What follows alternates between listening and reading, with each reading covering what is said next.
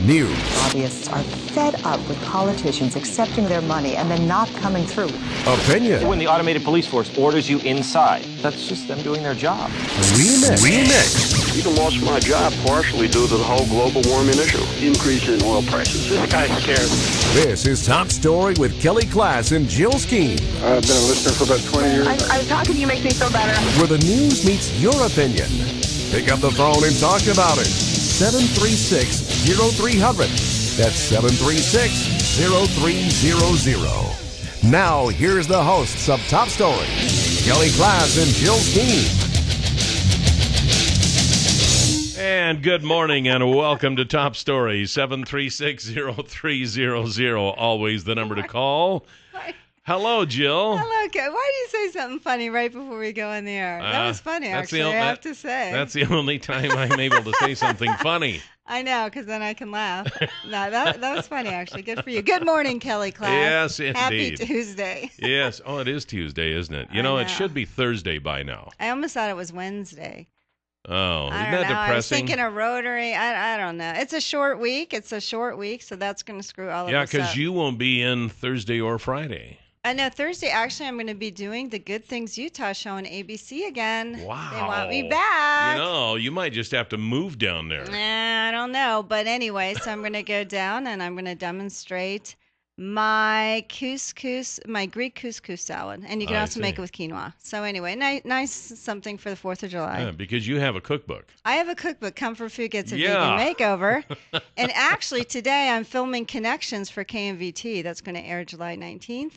And yesterday I filmed a piece with Bradley Showright for, I think it's one of his pieces that he's doing. It's on healthy kids eating. Now, so we filmed that yesterday, but I don't know when that one's airing. Filmed it or recorded? That was just audio. That was for radio, wasn't it? No. Really? Bradley's KMVT. No. Oh, yeah, I'm I sorry. filmed it. What is it? We're radio. I'm sorry. Are you okay? I'm sorry. When you were talking yesterday, you got an email from somebody. I thought it was somebody up in Canada. It was. They had to postpone that, so we're going to do that later on this week. So, yeah, you're okay. right. I did have a radio interview. So I wasn't going totally crazy. Comfort Food Gets a Vegan Makeover. But you can download some of those recipes from my website, jillscheme.com. Yes. I have some free recipes, the potato salad, pasta salad. That's sweet for you to Well, why offer not? some Let them free try it recipes. out, and then you can buy the cookbook anywhere in town. It's everywhere. Barnes & Noble, Rudy's, yeah. Twin Falls Sandwich Company. There you go. Yada, yada, yada. Coming up at 8:30, we have Steve Millington with the Twin Falls Republicans. We'll be talking about the continuing, I don't know, saga Do we have of any the soap Idaho opera GOP. music? I don't know. I'll As the world turns. have to find some, I guess. I know like it. sand through the hourglass. So are the days of our lives. Or is it right. these are the days of our lives? I think guess it was he says. these. I don't know. Yeah. I remember the sands through that. I never watched that one. So anyway, and then at 9 o'clock, we'll have Jerome Hansen with Idaho Fish and Game, continuing our discussion on the youth hunt and the problems that it has brought up. A lot of people are unhappy about that, and whichever way they decide, there will be some unhappy people. There will be, and he's in a pickle. Poor Jerome. And well, he's hopefully, really not in a pickle. He just when they decide, you either have the protesters. No one's going to be happy in this deal. the head man in Boise is probably the one who's in the pickle because he and the Idaho Fish and Game Commission, I think, have to decide what they're going to do. So Right, but poor Jerome has to deliver the bad news. he does. Yeah, he's Don't shoot the messenger, Well, people. That's why he makes the big bucks. Yeah, poor you Jerome. know? So anyway, he'll be fun to have on. Yes, he will. He's always fun. He's to always have on. funny. Yeah. We have some news this morning, and it's not really good news, but many of Israel's 8 million citizens were in mourning today as 3 teens whose bodies were found Monday were to be buried. At a large funeral, Prime Minister Benjamin Netanyahu will deliver the eulogy. Processions for each of the 3 boys, and I'm not even going to attempt to pronounce these, but a 16-year-old dual U.S.-Israeli citizen, one of them, the Naftali Frankel, is a 16-year-old... Frankel. See there? I'm just not good with foreign names. A 16-year-old dual U.S.-Israeli citizen will meet up at Modi'in Cemetery So that now has Israel taking countermeasures after Hamas killed these 3 teens.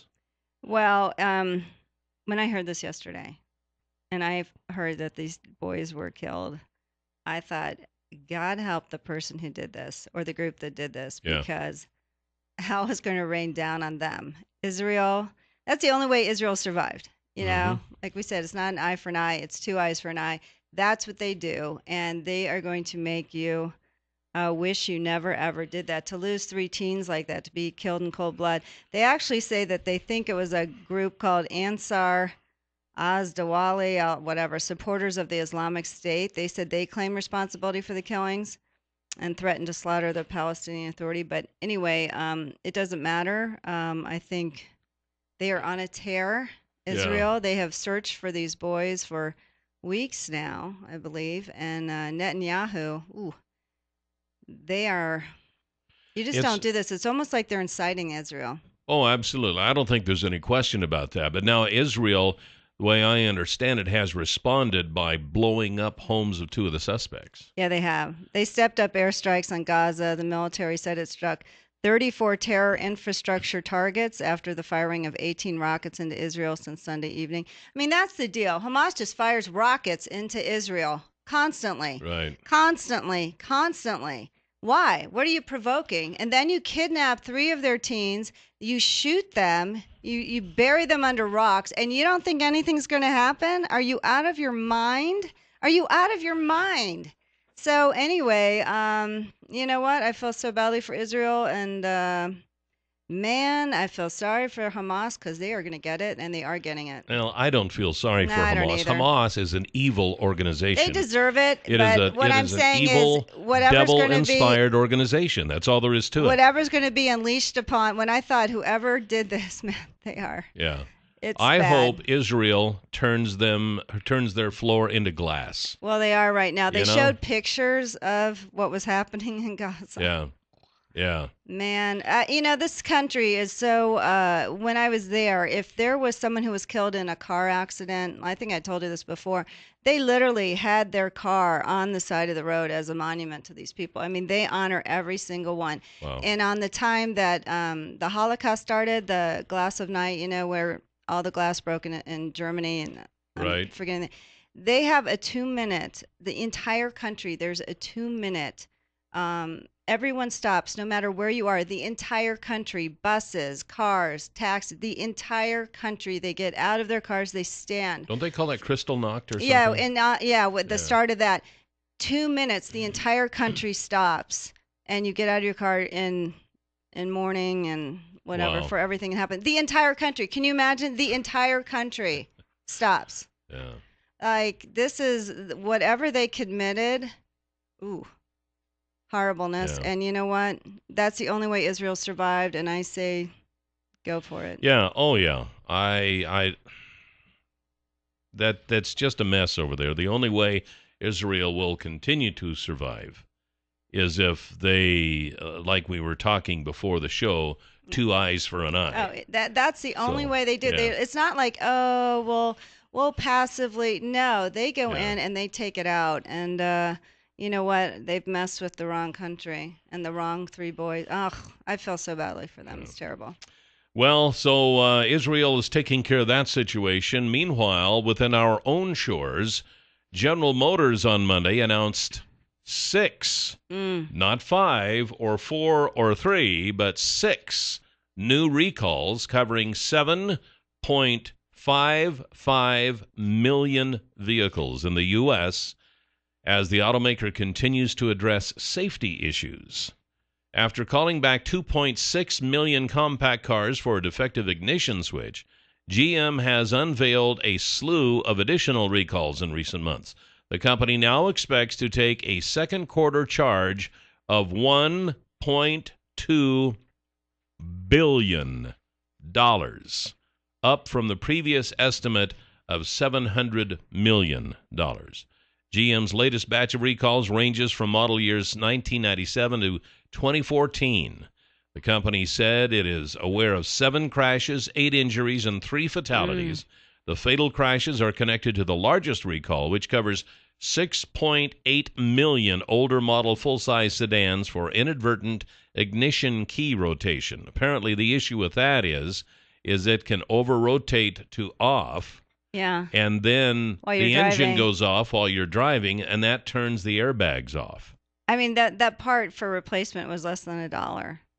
Wow. And they knew about it for years. The thing of it was, I feel bad for, is it Mary Barra who took over? Yeah. Here, Mary, good luck. Fix this, and have fun. And by the way, you might hear something about this. Like wow. I felt, So how you could not fix that, honestly, and live with yourself. GM is also recalling 554,328 Cadillac CTS sedans from 2003 to 2014 and Cadillac SRS Sport utility vehicles from 2004 to 2006 for unintended key rotation. A possible electrical short in the driver's door module needs to be addressed in 181,984 vehicles. The final 3 recalls cover older model pickup trucks and other vehicles for several different issues. The 6 recalls affect a combined total of 8.45 million vehicles in North America. So, wow. Recalls happen. I just had another one on my Ford Escape. I mean, I've had this car 13 years. Love the car.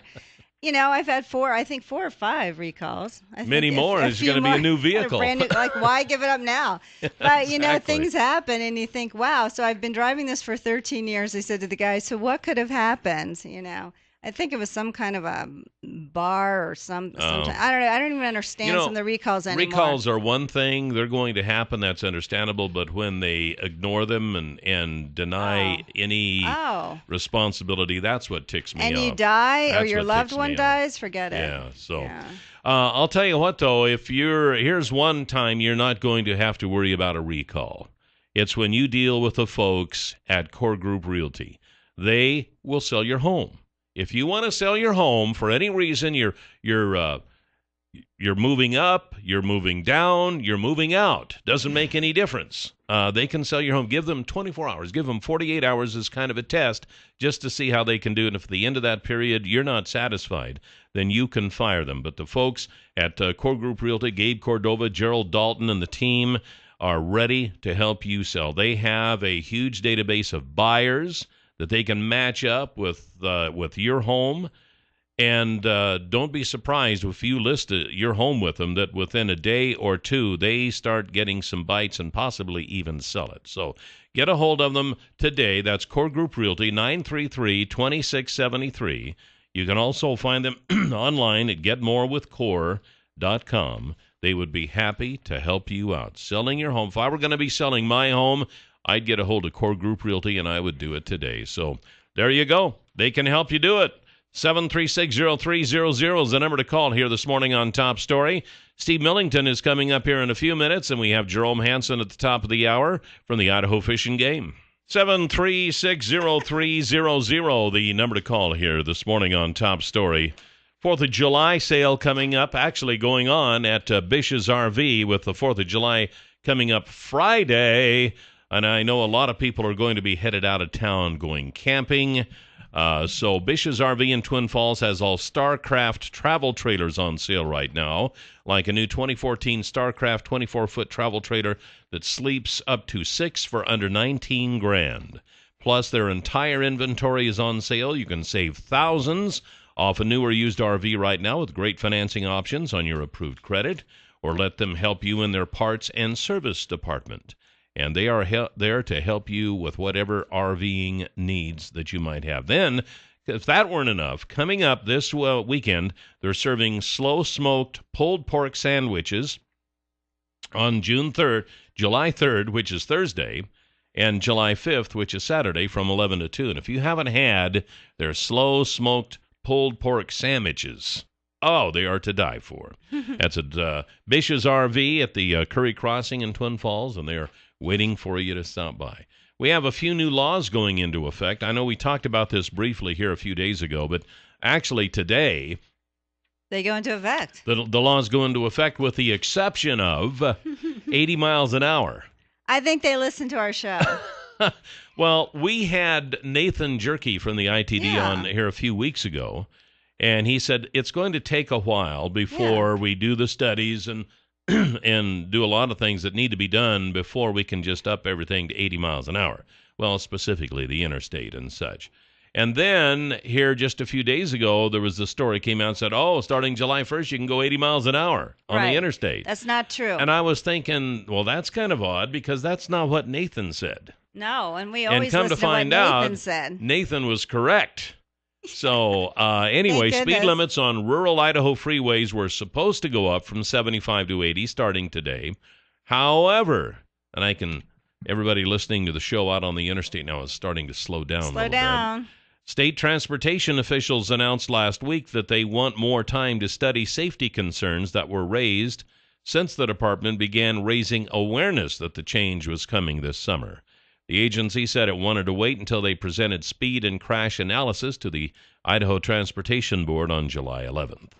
Not to mention, it's costing our state millions of dollars because they're changing every sign. And you think, was this really necessary? Well, and they have to really do. necessary? People are driving 80 anyway. That's right, they are. And now the Idaho State Police, as I've been told by a couple of ISP troopers, well, we're going to start handing out tickets at 81 miles an hour. No tolerance. Well, you could get away with that anyway. Yeah. Up to this point, without spending all this money for the studies and changing the signs. I guess we're doing so well that we just have extra money to waste on highway studies and on signs. And I mean, honestly, was that really how many people are going? We need to 80 miles an hour. I have no issue with the 80 mile an hour speed limit because Utah has done it. A couple of other states have done it, and they said that really hasn't increased crashes.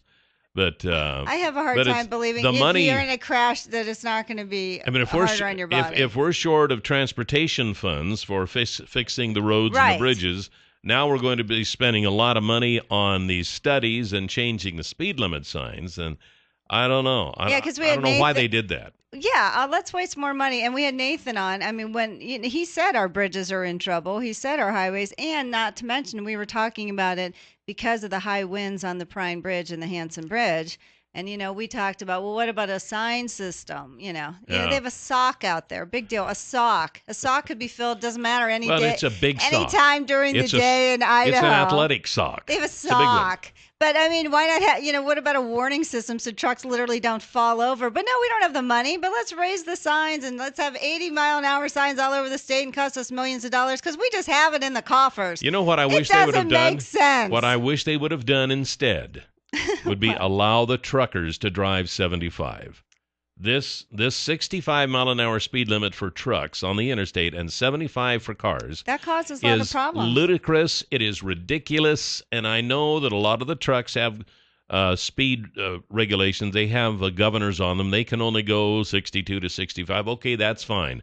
But the ones that can, let them go 75 miles an hour. When the cops aren't around, they do it anyway. Yeah, I just thought this was an unnecessary waste of state funds. You get a lot of trucks on the interstate and having to drive 65, and it just causes a big jam in the middle of the road. Cars are trying to go around at 80 miles an hour, 79, and the trucks are poking along at 65 to 70. It causes a problem. I just wish they would have let the trucks go 75, kept the cars at 75. We wouldn't have to change they would have had to have changed some of the signs that say trucks 65 miles an hour, but that wouldn't have been any big deal in comparison. Would they have had to do all the studies? I don't think so. I think it's only if you go from 75 to 80. But which legislator? Oh, people are just clamoring to him, going, "Oh, please raise it to 80." Come on. I don't know why they did that. He's probably going for election, going, "Oh, everyone, I can say something. I did something." Good gosh, yeah, you wasted more of the state's money. Thank you. Well, we have Steve Millington next with the Twin Falls Republicans. We're going to find out what those dastardly Republicans are up to now. A new soap opera chapter. 7360300 is the number to call here this morning on Top Story. You might ask, what is Certaset? Certaset is not some new type of mattress. No. Certiset is, well, let me just give you some hints. No moving pipe, no borders. With a Certiset system, you're able to grow and harvest every square inch on your field. No more spraying your borders to keep the pipe clear. No more costly labor to move the pipe. No more puddling. No more ponding. No more leaking. You need to go to Farmore of Idaho. Ask them about the Certiset. It's a new irrigation system with flexible pipe. You have an attachment to your swather that will pick up the pipe. It'll move it over the swather and lay it back down so you can get in there and you can swath your hay without having to move the pipe out. Now, that's quite a deal. So you can ask them about it at Farmore of Idaho. They'll answer any question you have about it. 324-3341 or farmoreofidaho.com. The Democrats' secular progressive move, political correctness is killing us too. They want to take the money from the hard-working man and give it to the lazy folks that don't give a damn. Democrats and liberals, shame on you. Don't punish us all, just to please a few. You're holding people back while we're picking up the slack, and that's why we can't vote for a Democrat. Oh no! Oh, my, I don't know. That song is just so harsh, Steve. I think we might have to do away with that song. Unfortunately, it's a catchy tune, so I don't mind that. I think the it's words the are a most little wonderful weak. thing. Oh, well, at least that's the only thing you have right now going for you. We have a great Tuesday morning tune. Yes, we do. Yeah. Yes, we do. That's about it for the Republican segment. All Now, wait a minute here. What I is know. happening? See, that's just it. I think poor Steve. this is what we call, I think, in the broadcast business, high interest, low interest. Those who are closely associated with this situation now that the Republicans are going through have a very high degree of interest. The average voter out on the street, unless they're a active Democrat, really doesn't care. Really? Would you agree with that? Don't care? I think you're right. That the real concern that I have on this mess is that can we make it go away before the 3rd or 4th of November? Yeah. And I can't remember which day general election is, But We'll anyway. look it up. Yeah, we'll put Jill on that task. Yeah. Look that up for us, Jill. Yeah, I'll get right the on thing it. The thing that I want to have happen is I want to have this entire debacle gone long before the 1st of November so that we can get November back. 4th. November 4th, thank you. So that we can get back on track and get people engaged and get them. The one thing that it has done, I think, is that those people who have even a passive interest, maybe not, they're not party activists, that's the wrong word, party loyals or involved politically. There is so much media attention that people will have a hard time forgetting what a foolish thing this all was. Yeah. And so that's going to benefit the Democrats. And what we have to do is get the thing resolved and put it away and get about the business of winning elections. So my question is, how is that going to happen when you have a meeting August 2nd and a meeting August 9th of the two groups? And if you think the group from August 9th is going to agree with anything from August 2nd, how is this going to come together, Steve? Well, that's an interesting question, It Jill. is an interesting question. So until they combine the forces, this is still going on. I got a news release yesterday at 3:30 p.m. And it said from Barry Peterson, and he still calls himself chairman, although he has a tough time letting go. See, that in itself is a problem, isn't it? Yeah, that in itself is a major issue, and it won't go away. No. And he says, we're calling today on Butch Otter to use his leadership position to insist that only one meeting be held for purposes of reuniting the party. Well, it's not about reuniting the party. It's about selecting party chairmanship. This mindset that we've got to reunite the party is given way too much importance, too much precedence, in my opinion. What we really need to do as a party is understand that the enemy is not, in this particular situation, the worst enemy is from within, but we have an outside enemy. They're called Democrats, and they are painting targets on all of our Republican officials, and they are getting prepared for a battle. But don't you think, in a sense, it is reuniting? Because you had two factions at the convention, and their purpose really was for nothing to happen. That was their goal, and they accomplished their goal. They did accomplish. And the two factions, one is so far to the right, the other is what we call the more mainstream Republican. And at this point, all the Democrats have to do is just point finger at any of us, and we're all guilty. We all get painted with the same brush. So do you think it's Otter's place? I mean, when he says reunite the party, in essence, you guys aren't really united. Well, I found think about that during the break. We have to take. Oh man, we have to take a break. Yeah, we have to take a break. When we come back, you can tell us if you think Governor Otter should step in to help reunite. It is reunite the party here on Top Story 7360300. 7360300 is the number to call here on Top Story. We have Steve Millington with the Twin Falls Republicans. But before we get back to that, Jill is going to tell us about renting mailboxes. What are you laughing about? Because I was just thinking, you might need a mailbox if you're moving. If you're moving from the Republican Party to the Democrat Party, you might need I don't think that's going to happen. I think a lot's going to happen. But anyway, go to the corner of Blue Lakes and Addison. Wishful thinking on your part. Yeah, we'll see. Anyway, go to the UPS store located on the corner of Blue Lakes and Addison. Go in and say to Charles, I need a new mailbox. I'm moving. And he'll say, sure. And you'll say, but Jill and Kelly sent me. And then you'll receive 1, 2, or 3 additional months free, depending on the length of the lease that you decide to enter. And that's how easy it is. And why do you need a mailbox? Well, maybe you have a home business without a retail location. Like I said, you're moving. You're worried about mail safety. Go to the UPS store. While you're there, you can print, you can ship, you can package, you can buy cute little animal cards. There's no drop-off fees for prepaid packages or mail, and you can easily design or upload your projects from any place, anytime.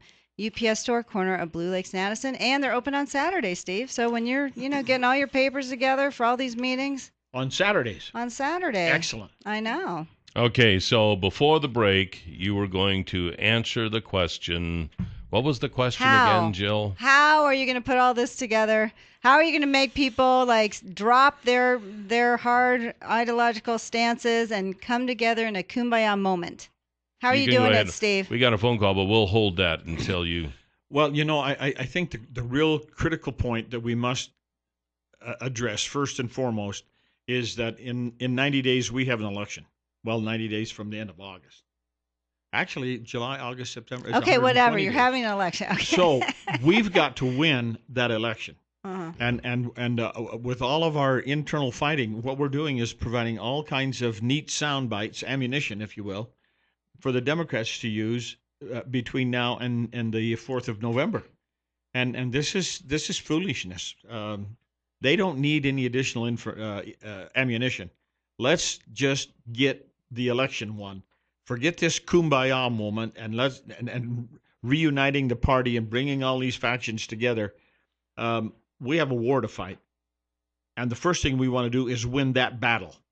When that is over, then we can go back and revisit these various ideological strains and figure out how we can either meld them together or toss certain elements clear out of the conversation because they just don't fit. That sounds good, Patton, but how are you going to get the other side to come together? Their whole goal at the convention was to make nothing happen. We're going to line up our tanks, and we're going to charge right through the Battle of the Bulge and head for Berlin, and I don't want any more memos from Eisenhower. Let's go. And we strap on our pearl-handled pistols, and we climb in the lead tank, and we holler, good luck, full speed ahead.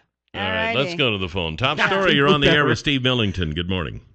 Good morning. I think Jill was kind of right. I probably need a mailbox to join the Party of America and not either party. Steve, we got to get together, that's for sure. But we all got to come together in the middle. We've got to agree that the Republicans have been going too much towards the Democrats.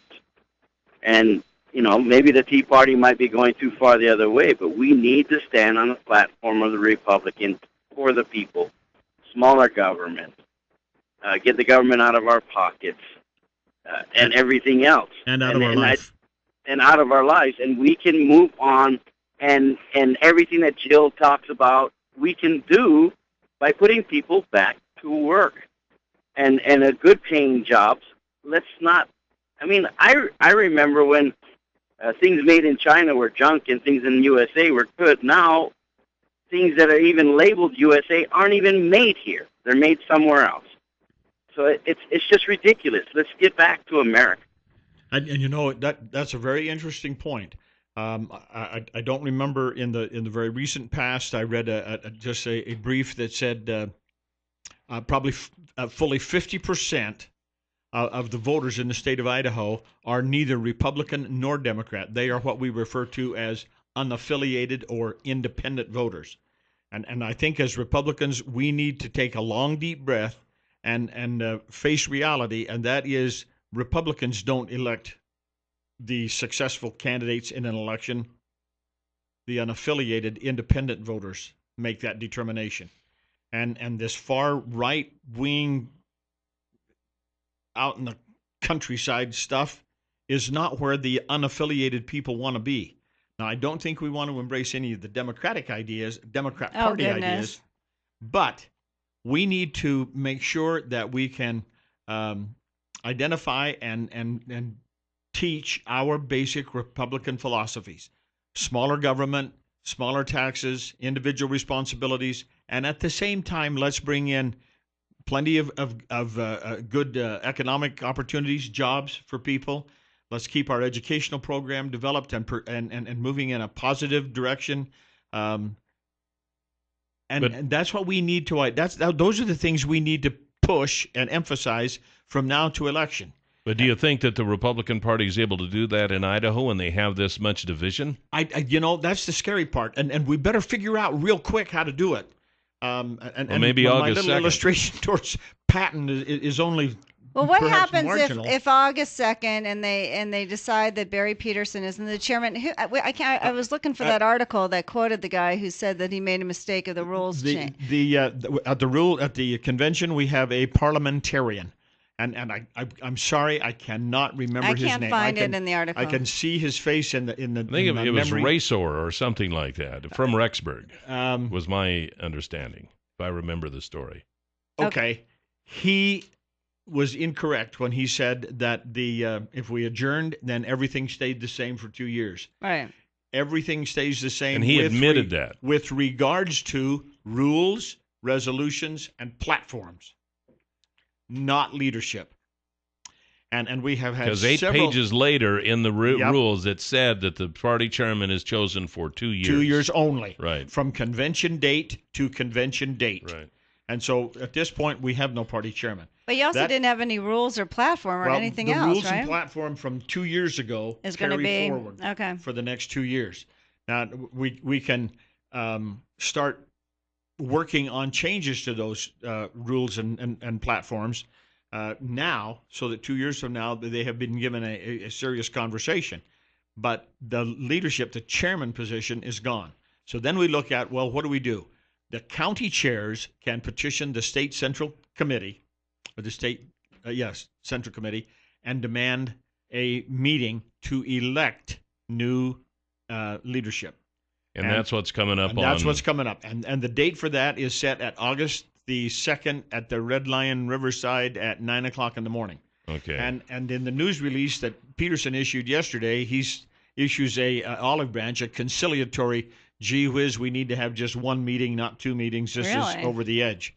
And Damon Watkins says, look, we have a national Republican committee, and they meet on August 6 through 9.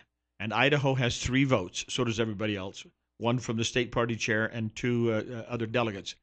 He said it would be a shame for Idaho to only have 2 out of the 3 voices that they need there. So we need to have a meeting on the 2nd and select a state chairman so that he can attend the national committee meeting in Chicago just a few days later. That could be Russ Fulcher.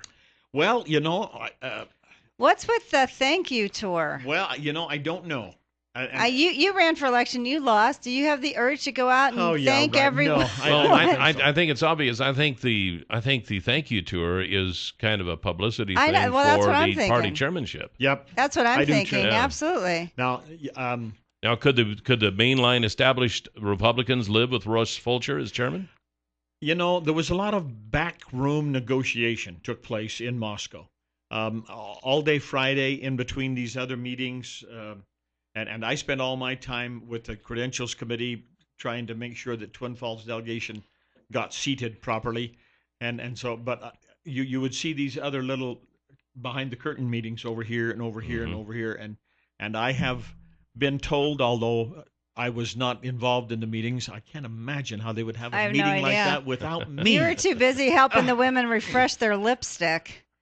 So anyway, in the Credentials Committee, they talked and negotiated late into Friday night, trying to put together some kind of a compromise arrangement for the chairman position. And one faction wanted Russ Fulcher to become chairman, and another faction says not on your life. And eventually, the people who were opposed to Russ Fulcher said, no, we're not going to recommend it. And so it died. It never got the hearing on Saturday morning. Right. Well, how do you feel about that? I mean, he just lost, and he has to work with the governor. I mean, I'll tell you what, we're running out of time. We got a caller waiting. Let's take the call. Top story, you're on the air. Good morning. Good morning, Kelly. Good morning, lovely Jill. Good morning. Please, I'm happy to play the violin for you, but can you please tell me $3.3 million to Chobani, and you talk about good-paying jobs? I mean, why don't we just give the money to the people so they can stimulate the economy? I just don't get this.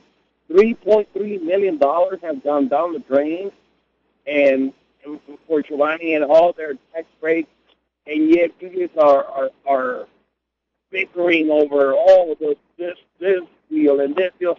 Listen, why don't we get to the business of the people? And you do realize that the state of Idaho is changing the way that. Oh, then he hangs up. Okay.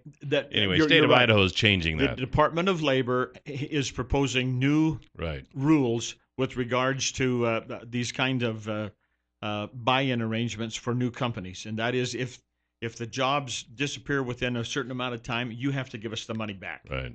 But why even give it to the first place? Well, a lot of people train their own people. That's true. However, when you get down to the nitty-gritty, other states in other locations will throw all kinds of money at you to get you to bring your business to their community.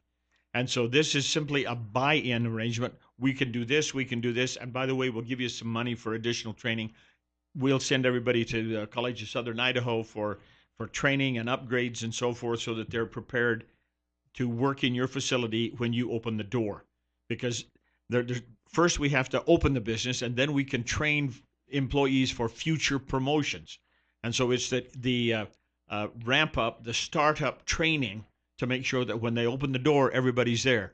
Well, that didn't work out so well. No, it didn't. So now they'll change that. But of course, that's all the Republicans' fault. Oh, I'm sure it is. Well, who do you think is in the legislature? You can't blame it on the Democrats. They've 15 Democrats out of 105? You can't blame it. You know what? They're fixing it. Give me a break. When they come How up long with has it been going in place? That's what gets me. They 96? come up with a plan that has worked, and then all of a sudden it doesn't work, and then it's the person's fault who came up with the idea. Does that not happen all the time on your side? Never on the Democrats. Never on the Towards Democrat us, side. I'm saying you guys everything as that didn't work. Jeez, you know, it's a problem. It has been brought to everyone's attention.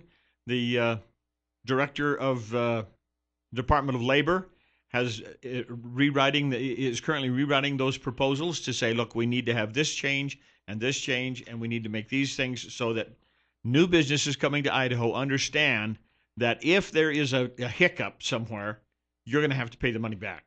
Yeah. Okay. And so, it's an unfortunate thing. Do we have another caller? Yeah, but we don't have time for a caller. We're just about out of time right now. So we got to go, have we? So what do you think's going to happen, Steve? What's your prediction? You reunite and come together on August 2nd? August 2nd? I think we're going to have a meeting on August 2nd. I think this reuniting thing is still a real question. From a reuniting standpoint, I think we need to put aside the let's reunite and focus on one primary point, and that is let's win the elections. First, we win the elections, and about November 15th, we sit down and we have a real long, hard, serious knockdown, drag out. Here's where we want to be. So you're kind of betting on the deal that, like I said at the beginning of the segment, that the most of the people who get out and vote but aren't real hardcore Republicans, they're not paying much attention to this. I think they're maybe paying more attention than they want to acknowledge, but it isn't occupying every moment of their life. It's not going to run them all over to the other side. No, and Eric Cantor was up by 34 points. That's all I'm saying. One last thing before we leave. Friday, I think, is Happy the 4th of July. Yes. Happy 4th. Come to Buell and celebrate the 4th of July. We have a wonderful parade, starts at 10:30. There'll be all kinds of stuff in the park What are you all on the day Chamber long. of Commerce? Today I'm in the Buell Chamber of Commerce. So Thanks, come to Buell Dave. and enjoy your 4th of July. Buell Happy Sagebrush 4th Day. of- Thanks, Yeah, Dave. 4th that's of it. July. Buell See you next Sagebrush. time. Thanks. See ya. This is Top Story. We have Jerome Hansen from Idaho Fish and Game next hour. And welcome back to Top Story. 7360300 is the number to call. This is twice now. We've been nailed laughing when we come back on. Jerome. People wonder what's going on during the yeah, off-mic best portion. Best shows off mic. There's nothing to laugh about. There's nothing. Jerome Hansen is our guest this morning. He's That's the regional right. supervisor of the Idaho Fish and Game. And it seemed like there was, at the end of the show, we're going to pull a winner out of the hat, I believe. That's right. We have all our winners for this month. Look at them there. Yeah, isn't All that in awesome? All these bucket, people yeah. want to have lunch with That us. does not look like a hat to me. It, It does, well, well, it is a That's figure kind of of speech. detailed. so technical. It actually could be used as a hat if you took the lid off and put it I'm on not your going to head. get my hand through there. No. Take the lid off. We'll take the lid off, Jerome. Yeah. All right. So we're here, you are here actually, to talk about the controversy now that has erupted after the youth hunt. And I'm going to let you describe it as to actually what happened and then why the controversy is with us. Okay. Well, this last legislative session, there was a new law passed, and it's a positive thing that younger kids, 10 and 11, can hunt big game this fall. And again, that's considered a very positive thing. Even as that law was talked about, there was a little bit of pro and con to that too, because a lot of folks thought, well, the 10-year-old's kind of young.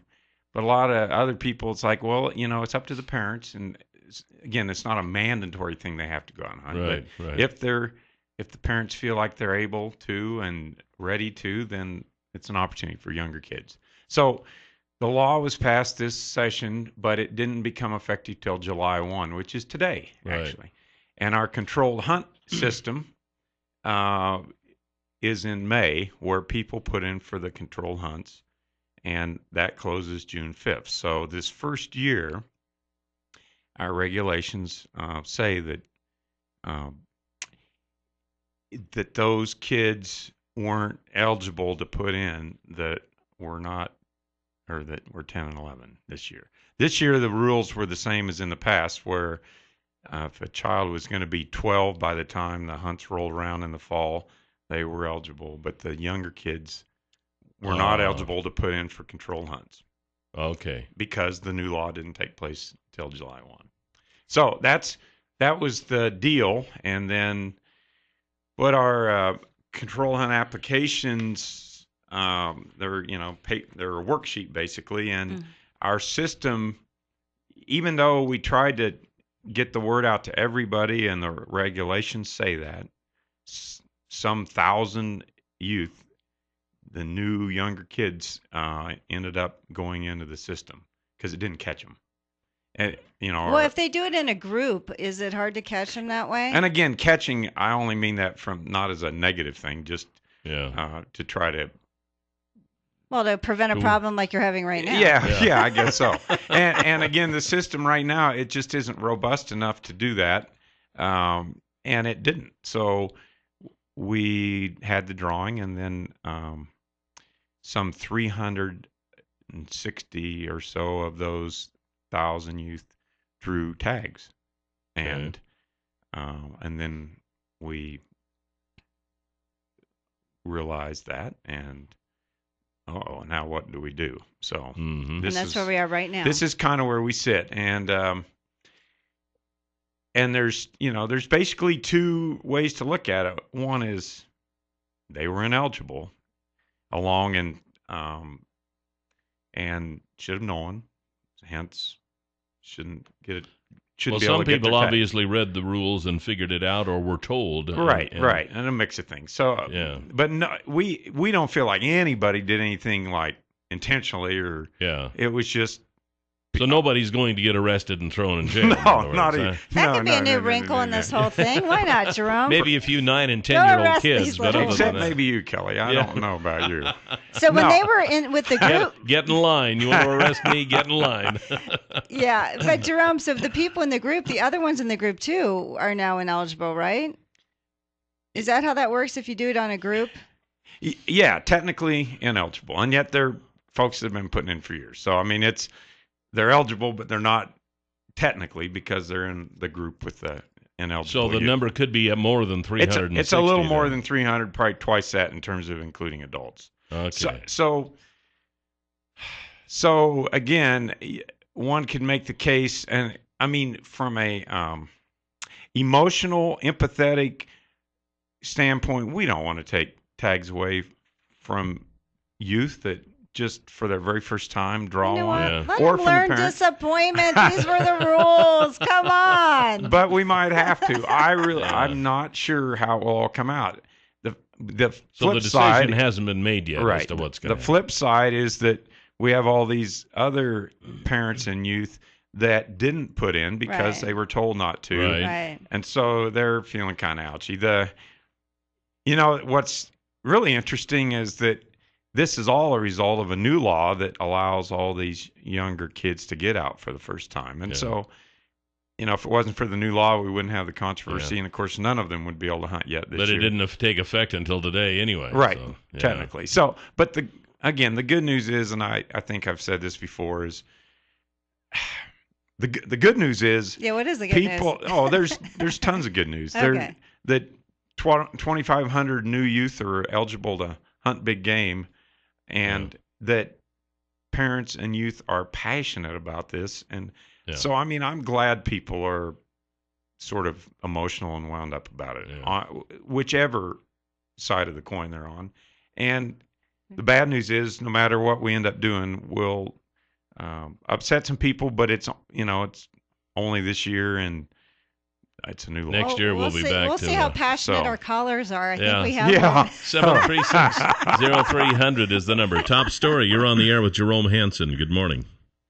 I'll tell you what. I actually fall into the second category. My daughter is 10 years old,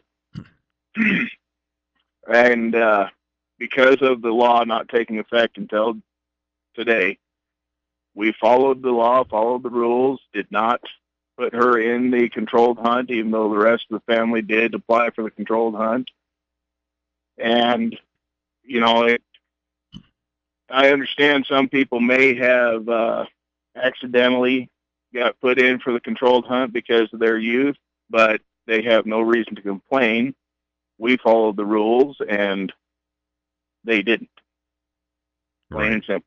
And I think we've heard from several folks, sir, just like you, and totally understandable thought. So what is the next step, and when will there be a decision, I guess? I suspect by the end of today. I mean, it's taken a little longer than I think we figured it would, but it's just because the folks in the director's office care. They really, really care, and they want to get it right. So what were as right as they can get it. What were they discussing yesterday? Because after we talked to you yesterday, you said there were going to be meetings, and so are they just like? I mean, no one's going to win in this situation. No one's going to win. I will say this though, no one's going to win. Everybody's not going to win. You mean? Well, some people will win, some people won't. I would almost say still everybody will win, because the one thing we can't lose sight of is these are for controlled hunts, and not nearly all of our hunts are controlled hunts. So any parent that wants to get their newly eligible youth out hunting this fall still can. It just would be in a general hunt, not a controlled hunt. And I know for the caller, if he's still on that, I realize that doesn't totally fix everything by any stretch. But everybody still, all of these newly eligible kids are going to be able to get out and hunt this fall. So what about the fees that they pay? People were wondering about that yesterday. Yeah, and I still don't have an answer on that. But that's certainly one of the issues that they're looking at. And then also, we had another caller yesterday who said, well, what about, I put in for it, but now these people got it, which blocked them from getting it. How do you deal with that? Are you going to have another draw or something? Jill, that's why this is a complicated. I just thought I'd bring out all the issues to make your mind just blow. And that's come up, and very understandably come up. That is one of the other things. Every time somebody gets a tag in a controlled hunt, it's somebody else didn't get that tag, and so that is part of it. Some of these were, some of these youth that did get draw were youth hunts only, so that would have been, competing against another youth. Some of them were competing against adult hunts, and on a lot of our hunts, the drawing odds are pretty tough anyway. So yes, everyone has a legitimate concern about that, but yet it's still, the odds are pretty low in a lot of the hunts either way. Jerome, how many do you give out in a draw? Like, how many do you pick for this out of how many that enter? We have statewide over 14,000 deer control hunt tags and about 19,000 elk, or a little more than that perhaps. And how many do you pick? How many? Those are the ones that are picked. Oh, those are picked. Okay. Yeah. Out of how many do you think enter And then for the it? applicants, golly, I don't know. Many times more than that. Okay. All right. Yeah, I mean, we were talking in our office about the day that the control hunts results come out. I mean, that's like Christmas time. I mean, it's like it's like running down to the tree and opening a package. It really is. And because everybody can't wait, and our phone starts ringing off the hook, and the employees internally that put in are anxious to know, and it's really part of the Idaho culture, and that's why, again, that's a good thing. It's a good thing folks are passionate about this, and but someone will be upset. Well, let's go to the phone. Top story, you're on the air with Jerome Hansen. Good morning.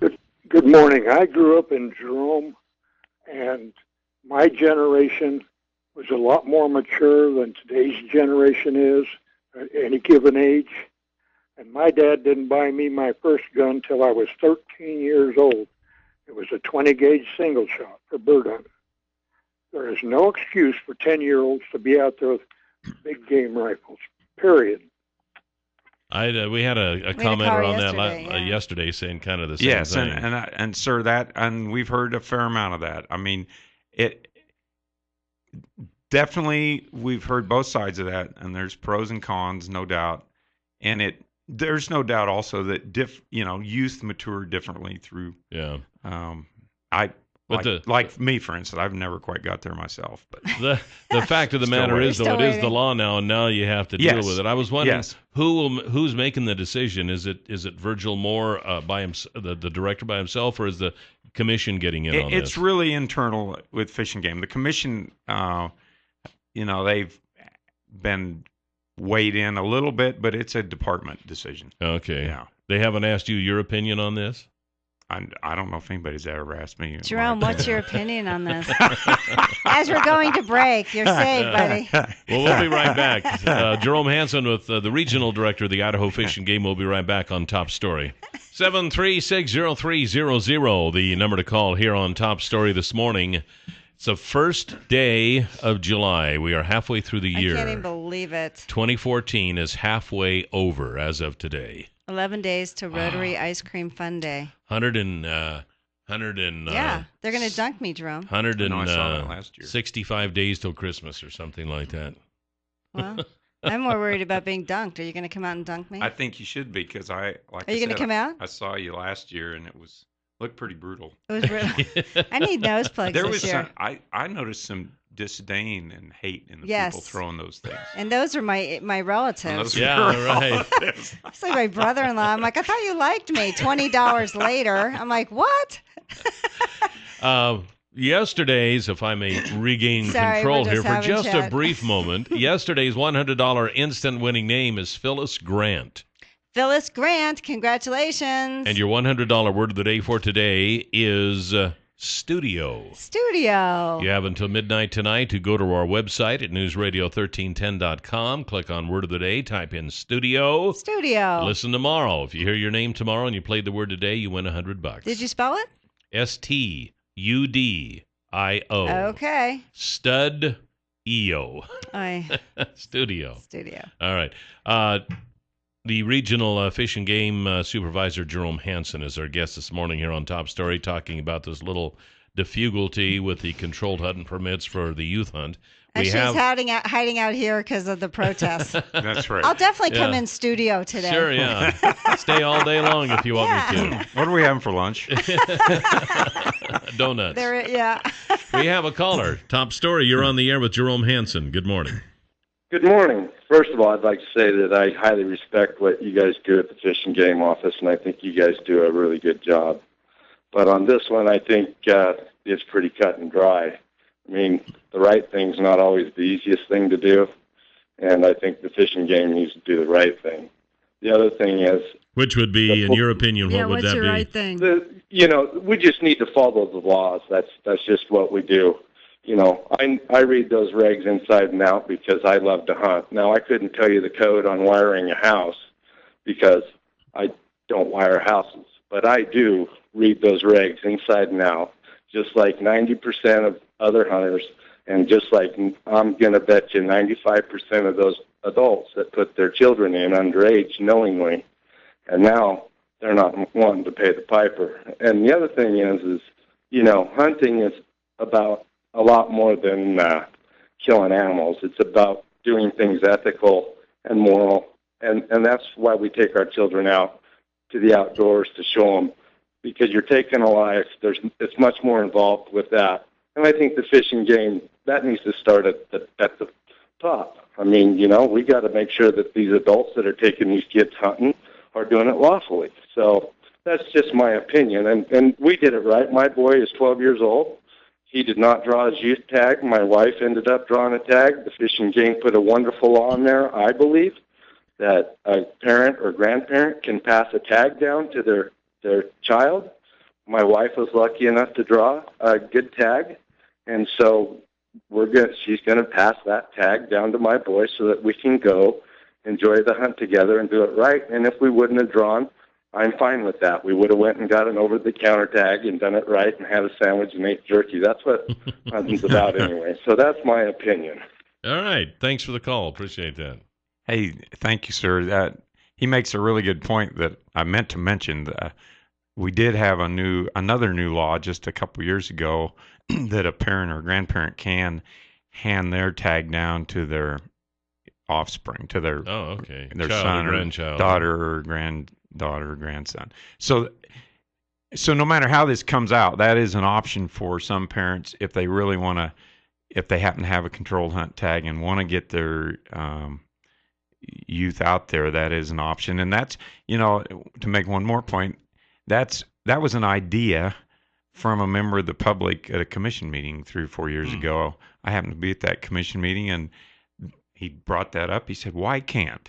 Why can't? And the commission looked at him. They thought about it and said, "That's a really good question."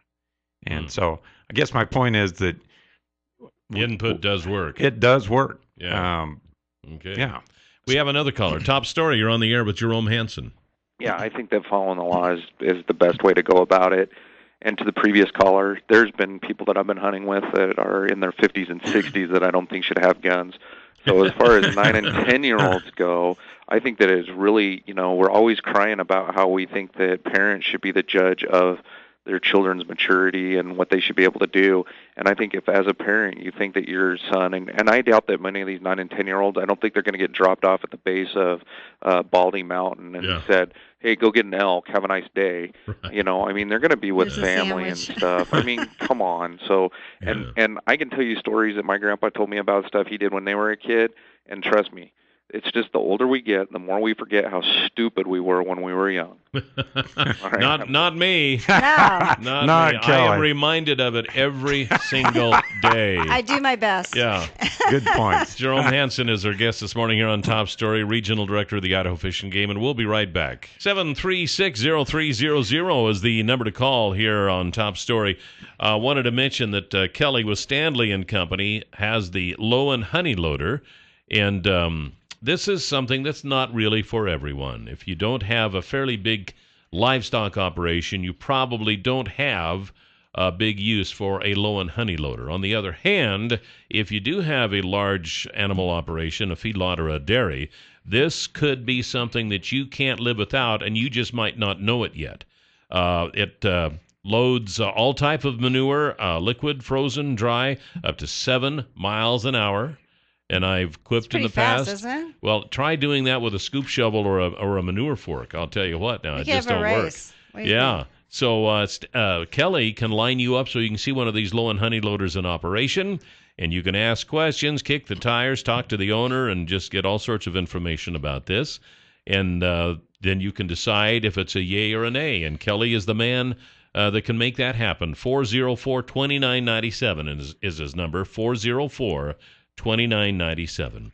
All right, Jerome Hansen is our guest here this morning on Top Story from Fish and Game. We do have a caller. Top Story, you're on the air. Good morning. Good morning. Good morning. I do believe the law should be followed as it's printed on page 108 of the regulations.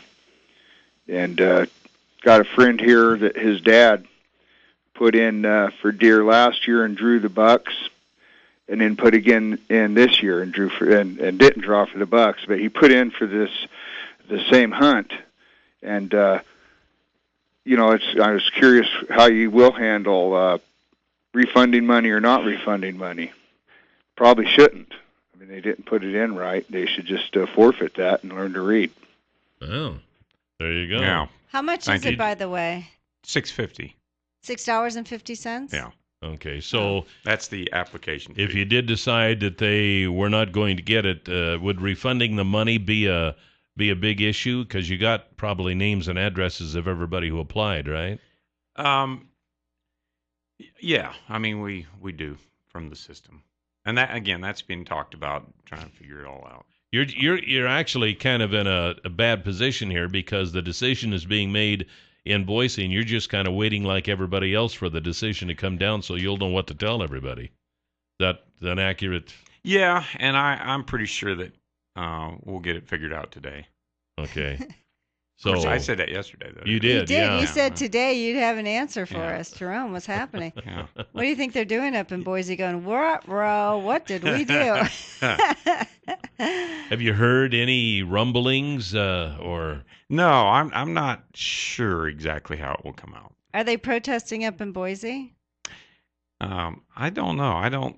To my knowledge, we had the only protesters. Oh, really? Which again was kind of cool. I mean, I actually, when I went out and talked to those people, I'm glad people care. Because you did say they care enough to protest. They care quite a bit. That's right. And then you did say that one of the little 12-year-olds, he did have his tags. Yeah. They went inside and checked. Yeah, in that case, yeah. So but then there were out. some younger kids there too. So they learned the lesson of disappointment. Hey, you know what? It hurts. That's called life. So there's really not much more we can say, although that it looks like folks are in favor of kind of letting the chips fall where they may. If that's the law, then that's the law. That's certainly yeah, we don't have any softies on this station, do we? Let the kids learn disappointment. 736-0300. Top Story. You're on the air with Jerome Hansen. Jerome, I'm so curious. I know when you put in for the draw, you have to have your hunter's license. And if the kids can now hunt big game at 10, but it doesn't come into effect till July, how did they get a hunting license? I think they could purchase their hunting license before, but just weren't eligible for the control hunt. The rules are the rules. Right. And if they broke the rules, they pay the consequences. I mean, I put in draws all the time. I don't get them all the time, and I don't get my money back. It's Right. the way it goes. Right. And that money goes in to take care of the animals, and hopefully next year I get a better animal. That's the way it is. Right. All right. So there's another one down for We that. should have been taking a poll. Well, we don't have to because everybody who has called says, we need to follow the rules, man. and nobody has any compassion for the poor little snowflake, large-eyed child standing there with a 30-06 in his hand, ready to go hunting. In other situations, you say, "Too bad. Let them learn disappointment. We're too soft on the kids." I do want to cut in here, and I think I just said the control hunt applications were $650. They're actually $625. Oh, okay. Okay. All right. So when you normally then put in for one and you don't draw, but you still lose that $625. Yes. So okay. Yeah. All right. Well, when we come back, we kind of got some big news for you. This breaking is off news. The subject. Breaking news. Yeah, breaking news with Jerome Hansen. We'll and be he's right going to back. pick the winner. Yes, he is for the lunch. We'll be right back on Top Story. 7360300 is the number to call here this morning on Top Story. Jerome Hansen, Regional Supervisor with Idaho Fish and Game, our guest this morning, has a big announcement here in a couple of minutes, but you had a couple of other things that you wanted to bring up, too. Yeah, I just wanted to mention that as of today, we have a salvage order down in the Hagerman Valley. We've been working on those ponds down there on our Hagerman WMA for the last 3 or 4 years, trying to eradicate carp. Because carp just took over, and carp tend to cloud up the water and they hurt the fisheries. And those used to be tremendous fisheries. So we're trying to make fishing better, and we have to take some fairly drastic steps to do that. So we're draining the ponds, and we're going to get rid of the carp. So where did the carp come from? Oh, they come in from Mom and Dad carp. Yeah, they come in for don't break it to me, Cal. Different ways, and you're right, Mom and Dad carp, and Mom and Dad are quite prolific. So we're removing bag, possession, and size limits for all fish species except for white sturgeon on the West Highway Pond, Anderson Pond number 3, and Anderson Pond number 4. And we've got signs down there posting all that. So okay. we've harvested or taken some fish out of those ponds, but we just, before they completely dry up later in the summer, if people want to get down there and get after them, there should be bass. And so if you want to take your kids or grandkids fishing, this would be a great place to go. Whatever. Or if you want to get a bunch of fish. So okay. And I just want people to know that we're doing this ultimately to make fishing better in the future. So once we get the carp out of there, we'll restock them, and they, a couple 3 years ought to be really good. So, cool. And the other thing I wanted to mention is our officer from the Rupert area, Officer Doug Myers, was just selected as the Citizens Against Poaching Officer of the Year statewide. Oh. And Doug is, he's just an amazing guy. He coaches Kimberly High School baseball, and he just keeps getting the honors. I think he was Coach of the Year for a couple of years, but he's taken on the CAP program, and we rely on the public almost so much to make cases on wildlife crime. And so Citizens Against Poaching is all about people calling us with information, and he's taken our CAP trailer where we got a bunch of big game mounts that have all been taken illegally, and he's taken that in parades, and he's just getting the word out, trying to get it in people's mind that, hey, I can call CAP, and we rely on the public, and he's taken that on single-handedly, and so he's the Officer of the Year. And nice. And these are the citizens' animals, so if somebody goes in and takes them illegally, they're robbing stealing from the state of Idaho and the public, right? Yeah. And so, one of these times, I don't think Doug has been on here, but yeah. Oh, we'd be happy to have him on. Sure, definitely. He's been pulling that trailer in parades and throwing candy, and it's a good thing because he's a baseball player. And, actually, I don't think they can throw candy. Supposed to throw candy anymore. Not in Twin, anyway. I don't know if Twin's the only one. I don't think so. Jerome. So anyway, he's that's a neat thing. Yeah, very good. Well, we'll have to have him on one of these days. Yeah. Okay, so big announcement for news. you that it I guess has been ongoing here for a little while, but you haven't told anybody publicly, I guess. Well, I don't talk about it a lot, but I am transferring to the Clearwater region next week. Officially reported up there Monday, and you find your way between now and Monday to get there. It's like, it's with major mixed emotions. I'm excited to get up there, and that's kind of been home. But the 5.5 years I've been here have been unbelievable. Both getting to work with my fellow coworkers and working with the sportsmen and the public here, it's just been unbelievable. So, and of course, being on Top Story, and being on Top Story, the highlight of you that 5.5 years. Yeah. So I can't say enough good things about the Magic Valley, and I do hope folks that are listening do appreciate what they have here. And I don't think we all probably think about that every day, but it's a pretty cool place. So you'll be doing the same thing there as you've been doing here for the 5.5 years. I can probably screw things up there too. Jerome, who's taking over? I don't think you've screwed things up. Well, this last week, I don't know, but we'll find out when the decision comes out tomorrow. And now he's heading out of town. How convenient, Jerome. Right. Hey, who's going to take over for you? You know, if that's possible. Not known at this point. I'm sure it will be a very, very, very good person, I suspect. And I think that process will be going on over the next 2-3 weeks. So I think they'll get somebody fairly soon. Okay. And I truly will miss it. I'll miss you guys. Well, we'll miss you, Jerome. We've always had fun having you on the air, that's for sure. It's been fun. And in fact, we even have a caller. Top Story, you're on the air. Good morning. Hey, good morning. I just want to say, Jerome, we'll miss you. You've done a great job here. Thank you. Isn't that nice? That's very nice. All right, there you go. That's nice. This could be one of your last times speaking to Jerome That's his brother, Hansen. and your check is in the mail. That's right. That's his brother, Kimberly Hansen. Top Story, you're on the air with Jerome Hansen. Hey, I had a question. You don't have any thing for terminally ill people that want to go hunting before they pass on? Yeah. Is that you, sir? Yeah. I'm sorry to hear that. Can you maybe give a call to our office a little later today, 324-4359, and I'll be back there. Let me grab a pen and I'll write that down.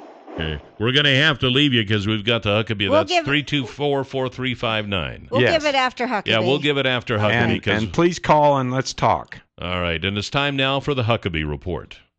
You can hear the Huckabee Report each weekday at this time, brought to you exclusively by Waddell & Reed, Laura Nelson, Josh Funk, and Steve Stanger, financial advisors. The number is 736-6563. Well, after I tell you about mailboxes at the UPS store, Jerome Hansen's going to pick the winner of the lunch, so tune in and listen. It could be you. But you need to go to the corner of Blue Lakes and Addison, go into the UPS store, and tell them you want to rent a mailbox. And that's right. And why do you need a mailbox? Well, maybe you have a home business and you don't have a retail location. Jerome, maybe you're moving and your mail might get caught. You might need a mailbox before you go, or maybe you're worried about security of your mail because of identity theft. You think it would lose my bills, maybe? Well, it could. You actually no such luck. Not a UPS store, man. They'll keep everything. But if you tell them that Joe or Kelly sent you, you'll receive 1, 2, or 3 additional months free. But you must tell them that Joe or Kelly sent you, and while you're there, you can print, you can ship, you can make copies, and there's no drop-off fees for prepaid packages or mail. So, all right, Jerome. Is it time? Yeah, we're going to have Jerome Hansen pull the winner's name out of the hat here for a free lunch with Kelly and Jill at the Canyon Crest Dining and Event Center and a ride in the limousine. We do this once a month now, so everybody who signed up during June will be eligible for this drawing right now. You ready? So, yep, Yeah. I'm ready. Go ahead. All right, so... Jerome, all right, your so last we got, task on our show. Buddy, Yes, we're going to miss you. all right, well, this is interesting. Frank Wensveen. Frank Wensveen. I wonder if he's related to Jim Wensveen. I don't know. Let's find That's out. who we had lunch with before. Let's see give if him a Frank's call. home. Let's see if I can do this right. I He's know. got his number on here. So, Okay. all right. We'll Too see. bad if- it wasn't Jerome Hansen. Yeah. Of course, you haven't been playing, It have would have you? been way more exciting had my name been in there. Yeah. That would have been. Right. We would have had the authorities in here Well, going, let's what's see if we're going gonna- on? Oh, one Frank. ringy dingy. Frank? 2 ringy dingies. Come on, Frank. You can do it. Pick up the phone. 3 ringy dingies. Stop screaming. Hello, Frank? Frank? Yeah? Hi, Frank. This is Kelly Klass and Jill Scheme at Top Story. How are you? You're on the air. You're on the air, by the way. All righty. Congratulations. We pulled your name out of the hat as the winner for the lunch at the Canyon Crest Dining and Event Center. Wonderful. Thank you. Is your brother Jim? Yes, he is my brother. Are you bringing him this time or no? Well, he's the one that didn't bring me last time. I know so I'll make sure Frank. to bring him. I agree. That's true, Frank. Well, I'll tell you what, Frank, congratulations. We'll be getting a hold of you and figuring out when we can go to lunch. Thank you very much. I appreciate it and wish you all a great day. Well, thank you. Same to you, and we'll be talking talk to you later. soon. All right, there he is. Frank How wins. odd's that? See, you can win, people. Yeah. Now, if Jim's listening, he should go out and buy a lottery ticket or something. Well, you should talk to Frank and say, Frank, take me to lunch with Jill and Kelly. That's right. There you go. Want to thank Jerome Hansen for being on the show. Good luck to We you, wish man. you the best. We'll miss you. Yeah, we are going to miss you. Tomorrow, we got State of the City and a whole lot more. We'll see you then. Goodbye, Jill. Bye, Gal.